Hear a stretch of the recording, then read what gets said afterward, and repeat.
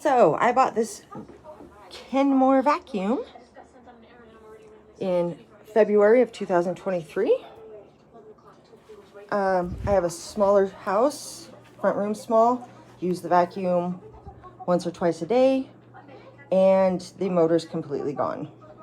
It literally lasted however 6 months, 7 months, maybe 8 months. I mean, it's just gone. So I would not recommend ever.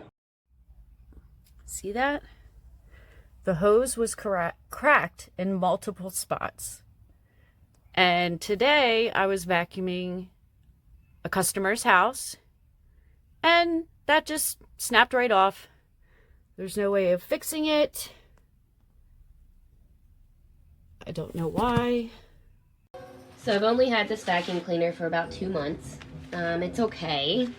But I was just now vacuuming and it's plugged up, but just shut off completely and won't turn